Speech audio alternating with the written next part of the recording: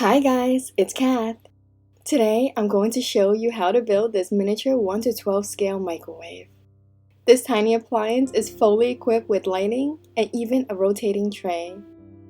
You just push the button and everything turns on. It adds an incredible amount of realism to any dollhouse scene. We'll be using 3D modeling to create the main components of this miniature, so I hope you find it helpful if you're just getting started with 3D designs. And for those of you that haven't gotten into 3D modeling just yet, I hope you'll find how I made all the electrical and motorized parts of this project helpful for your handmade creations.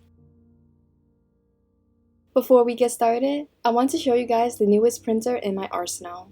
This is the Creality Ender 3 version 3 SE. It's an entry-level printer for those of you just getting started and want something affordable but prints with good quality. It comes in two main pieces, so it's pretty simple to put together. There's the main frame with the nozzle, and then the build plate base.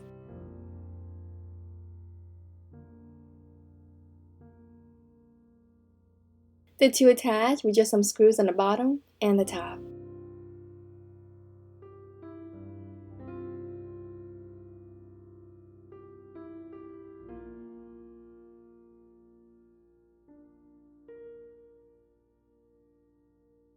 This control panel with an LCD screen also attaches with a few screws.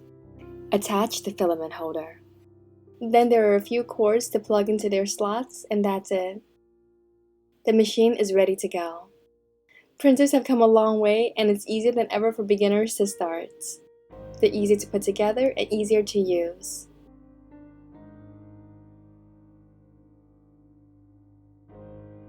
There's an auto leveling feature that saves me so much time, and I love not having to mess around with knobs and springs. I move things around in my small studio quite a bit, and not having to manually re-level makes the whole process hassle-free. Those of you who have been here a while know that my first ever printer was a Creality, and it served me well for so many years. This is one of their newer printers, and I've heard a lot of great things about it before I got it. It delivers quality print at a really affordable price, so many of my fellow miniature makers swear by their Ender 3s. This one has a max print speed of 250 millimeters per second, so it's far faster than other printers in this price range. One of the things I really like about newer printers nowadays is that many of them come with these removable magnetic sheets that help the print stick to the build plate. This just gives me a lot of flexibility. The easiest way to print your models is using an external SD card. Just insert the card on the side of the machine and select the file to print from the LCD display. Load up your favorite filament and see your designs come to life. I tested this printer using several different models, and it did incredibly well with them all.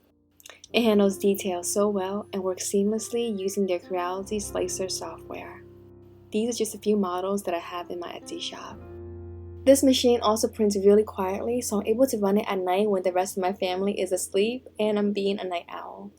So if you're just getting started, I recommend taking a look at the Creality Ender 3 version 3 SE. Now let's get started building the mini microwave. I take a red cube and place it on my workspace. Stretch it out so it's a rectangular prism. For the opening, take an invisible cube and place it in the front area. Increase the radius to round out the corners. When you combine these two shapes, the invisible cube cuts out the opening. I do this again with a smaller cube to cut a little detail on the back wall. I also cut a circular groove on the bottom with an invisible cylinder. Use another cube on this control panel area.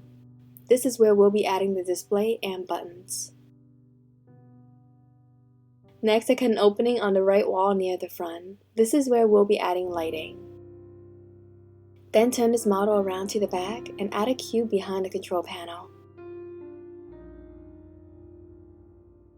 I also use a cylinder to cut a tunnel against the side of this opening so we have a spot for lighting wires. This compartment will hold all the good stuff like wires, the button switch, and a battery. Lastly, I also cut a tiny rectangular opening for the button switch we'll be using to control the microwave.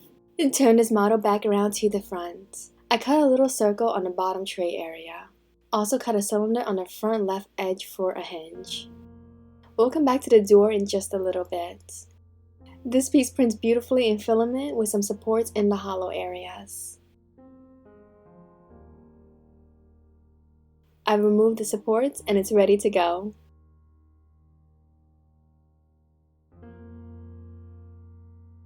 Let me first show you how the electrical will work.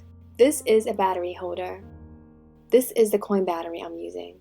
It's a CR2032 and it's a very common battery. It has 3 prongs on the bottom. The 2 on the sides are positive and the middle one is negative. I'm marking the positive ones red so you can see it a bit better. This is the little light that I'm using. It has 2 wires, a positive wire and a negative wire. I'm coloring the positive one red so you can see what I'm doing. All you need to do to power the light is connect positive to positive and negative to negative. It's super simple. This is the motor I'll be using later in this video, but I want to show you that it works the same way. Connect the positive wire to the positive prong and the negative wire to the negative prong. Now we're going to add a button feature. How incredible are these micro-sized buttons? I got these on Amazon and now have hundreds for different projects. As usual, links to all the things I use are in the description box. This may seem complicated, but it's really a matter of adding the button onto the red wire. Let me show you. I first connect the red wire to one side of the button. I'm soldering it on here, but you can also just use copper tape.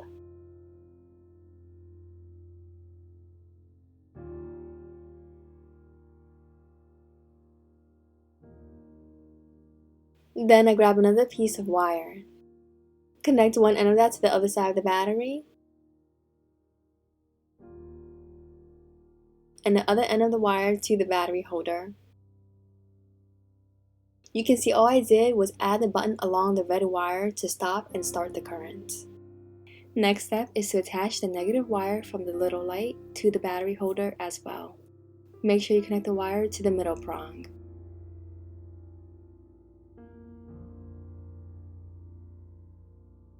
Now I can slip the button into the open cavity in the back. It fits perfectly into the little slot we cut for it. I use some UV resin to keep it in place. Then I take the little light and place it in the tunnel that we created. Make sure you can see the light pass through to the front opening of the microwave. Then I use some more UV resin to secure the light in place. A blast of UV light and it's all set. Here, I'm testing to make sure the button and lighting work perfectly. To close up this area behind the light, I'm taking a small piece of thick paper and gluing it to this area. This is just white cardstock.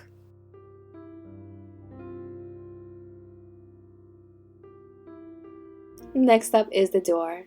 This is just a flat rectangle that covers the open area. I make sure to cut a groove that matches the one on the control panel. I use another invisible cube, stretch it out and round out the corners. Then combine the shapes to cut it out. For the hinge, I add a thin cylinder on the left side. This will fit beautifully with the cutout that we made on the machine. Print it out. To attach the door to the machine, I'll be using jewelry wire. Just drill a hole on the top and bottom of the hinge area. Then thread the wire through the holes.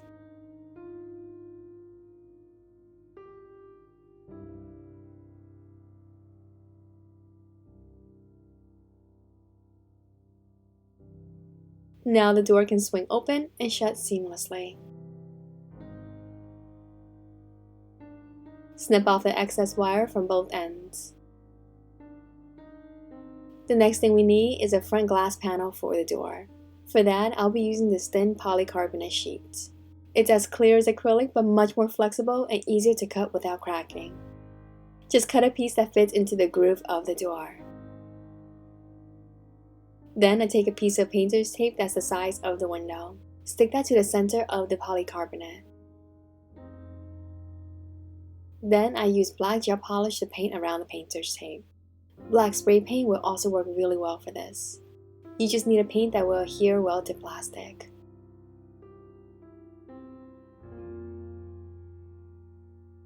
When you peel the tape off, you'll be left with a window for your microwave. Don't worry if the paint looks bumpy because that's the back side. Flip the panel over and you'll see how smooth and gloss-like the finish looks. Glue this onto the door. For the control panel, I paint a piece of clear plastic packaging black. Cut it out and glue it to that area. Then I print out an image of a control panel that I found on Google. Cut it out and glue it on top of the control panel area. Then I add clear UV resin on top of the image. I cut another piece from the polycarbonate sheet and add UV resin to that as well. Place it on top of the image, squishing the UV resin together.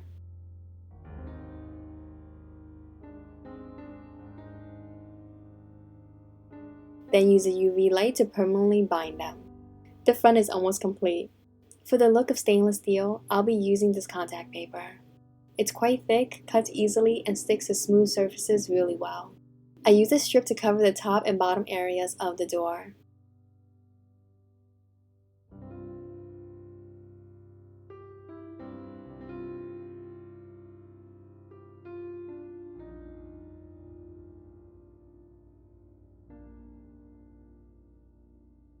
Next, I paint the rest of the exterior all black. Do the same for the sides and the back of the door.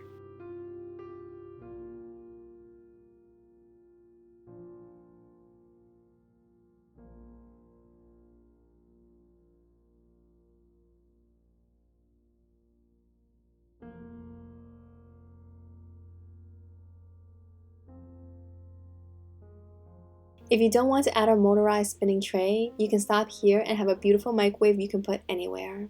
If you do want to add a glass turntable tray, let's dive in. If you're making this by hand, you can cut a circle from the polycarbonate sheet. That'll give you a really clear tray.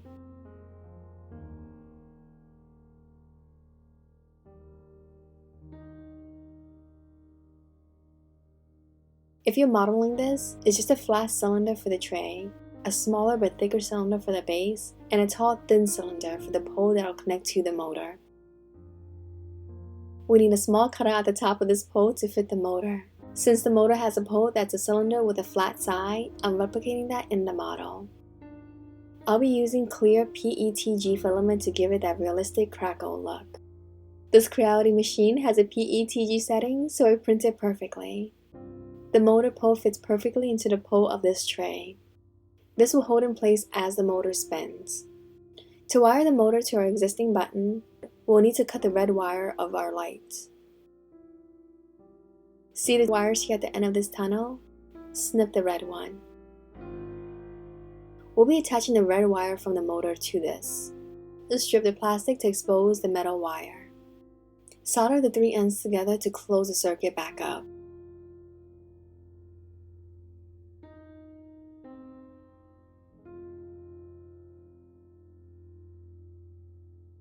Then take the black wire from the motor and attach it to the middle prong of the battery holder. It already has this negative wire from the light attached, so we just need to add this one. And that's it. The button now controls both the light and the motor. That wasn't so bad. To install this, you'll need to drill a hole into the surface of where you'll be putting the microwave. I made this countertop to show you how that'll work. If you want to learn how I make miniature marble countertops, I have a video for that. The hole is where the tray and the motor will meet. I need a little shelf to hold the motor, so I quickly modeled one from a few cubes. I glued the shelf to the bottom of my countertop.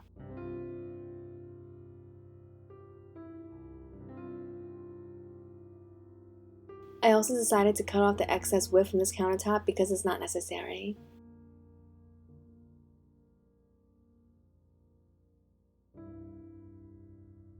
Then we just put the microwave on top of the counter, making sure the holes line up. Then slip the glass tray through both holes.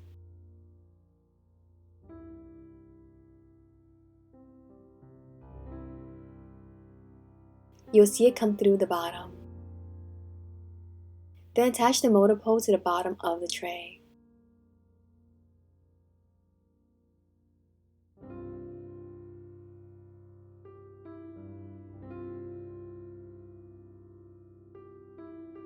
This is optional, but I made a square bracket to hold the motor and wires in place. If you don't want to do this, you can also just use some tape to do the same thing. Put your countertop back together and this microwave is ready for action. Now this is completely optional, but another step to elevate this miniature is to add a mesh screen on the clear window. This is just a mesh image I found online and printed on clear water decal paper. It is an extra step, but it really does elevate this miniature to the next level and gives it a bit more realism. And that's it. Our miniature microwave is all done.